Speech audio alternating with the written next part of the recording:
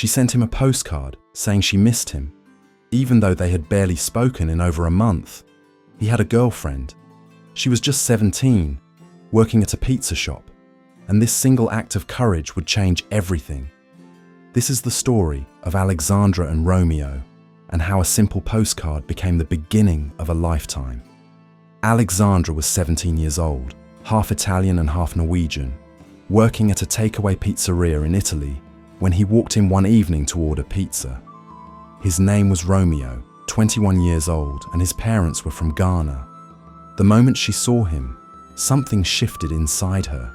There was an attraction she couldn't quite explain, an instant pull that made her heart race. She noticed the way he looked at her too, but shyness held her back. She couldn't bring herself to ask for his phone number, so instead, she did something clever. She knew a friend who had it, so she asked her friend instead. And the very next day, Alexandra sent him a text message. Nothing too forward, nothing too obvious. Just a simple question asking how the pizza was. What she didn't know was that Romeo already had a girlfriend. And this is where things got complicated. They started hanging out occasionally, chatting through text messages now and then, but it was never quite enough. The connection was there, undeniable and magnetic, but the timing was all wrong. After a few weeks of this dance between what was and what could be, they stopped talking completely. More than a month passed, and Alexandra couldn't get him out of her mind. Every day that went by, she thought about him. Every quiet moment, he was there in her thoughts.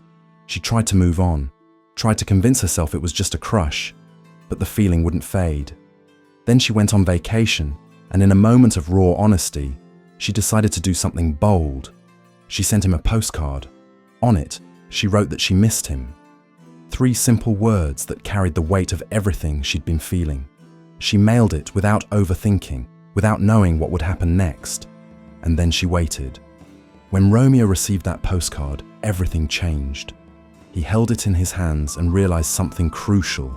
This wasn't just casual interest. This girl really cared about him. Alexandra wasn't playing games or testing the waters. She had put her feelings out there, vulnerable and honest, and he couldn't ignore it anymore.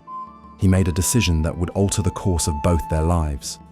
He broke up with his girlfriend, and immediately he and Alexandra started dating. What followed was exactly what both of them had been hoping for. They had a great time together, laughing, talking, discovering each other in ways that felt effortless and right. Falling in love wasn't a question or a struggle. It was the most natural thing that could happen to them, like breathing or waking up to sunshine. From that moment on, their love only deepened. Every single day, they loved each other more. On Alexandra's 20th birthday, Romeo proposed to her, and 1 year later, they got married on the exact same date they had become girlfriend and boyfriend 4 years earlier. It was poetic, intentional, a way of honoring the journey they'd been on together. They built a life, and soon, they built a family. Their oldest son, Zaccheo, was born, followed by their daughter, Zelda, 2 years later. Life became full, chaotic, beautiful, and exhausting all at once. But here's what most people don't talk about when they tell love stories. They don't talk about what happens after the wedding, after the kids, after the honeymoon phase fades and real life settles in. Alexandra and Romeo discovered this the hard way. After 11 years together and 3 years as parents, they hit a wall. The tiredness was relentless. Parenting young children felt like living in fast forward. Every day so intense, it threatened to explode like a big bang. They thought they could handle it, thought their love was strong enough to withstand anything, but they were wrong. When Alexandra returned to full-time shift work, everything they'd been holding together started to crack. The vase, as she described it, could no longer hold.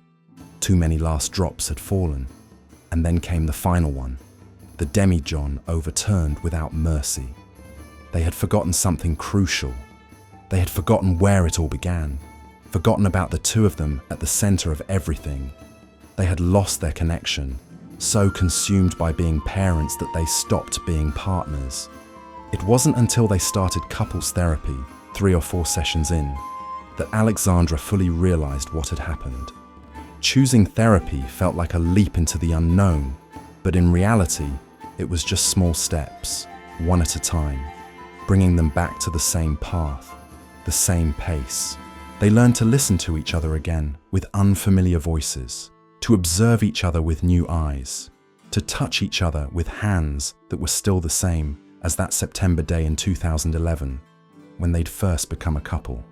On their 12th anniversary, Alexandra reflected on something she'd read as a teenager, a novel about a man who'd had 3 failed marriages, and he said his second one ended because after a few years, he and his wife had nothing left to talk about. That detail had haunted her for years, made her worry that one day she and Romeo might run out of things to say. But 12 years in, that fear seemed absurd. If they could express a wish, it would be for more time together, exclusive time without interruptions, without constantly looking around, just to talk without background noise. Every day brought new thoughts, new worries, but also one certainty that never wavered: the love she felt for him. By their 13th anniversary, the passage of time had become something different. Alexandra noticed she'd started forgetting exactly how many years they'd been together. She'd impulsively say 14 when it was really 13, and it struck her as significant. Not because the number mattered, but because until recently, she'd remembered it with pinpoint accuracy. People's reactions to hearing they'd been together since she was 17 typically fell into 2 categories. Some expressed revulsion, asking how it was possible to waste years of life in the same relationship. Others showed amazement and admiration for the good fortune of entering into it so young Alexandra didn't believe there was a right time for love or marriage. She chose to get married at 20, and not a single day passed where she didn't thank herself for that decision, despite the hesitation of most people when she first told them. In some people's eyes, she may have missed opportunities.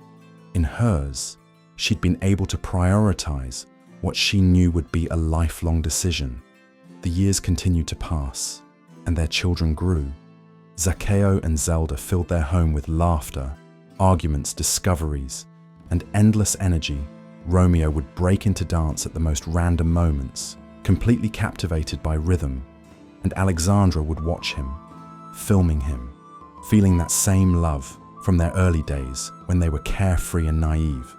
They taught their children to contribute to the household, understanding that feeling useful makes a huge difference in a child's development.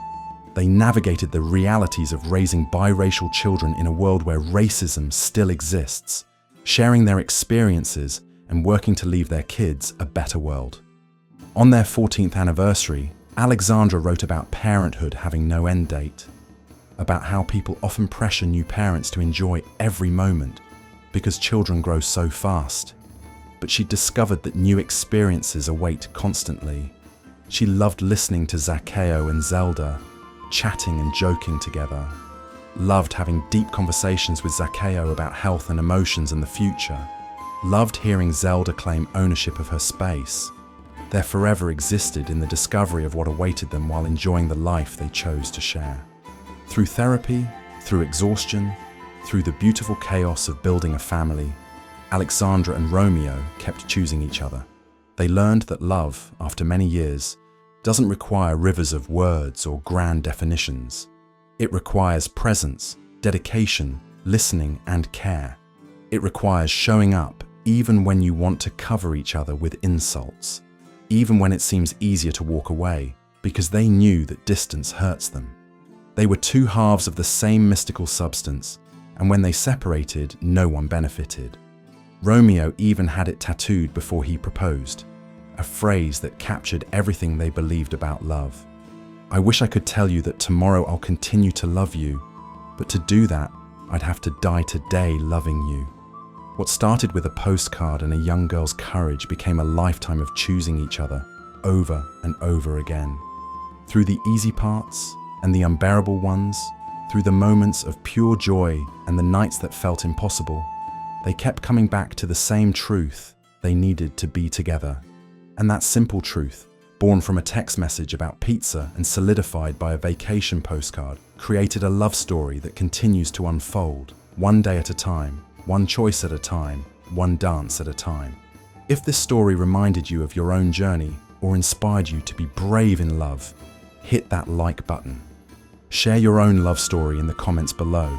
And don't forget to subscribe for more real stories about relationships, family, and the beautiful mess of building a life with someone you love.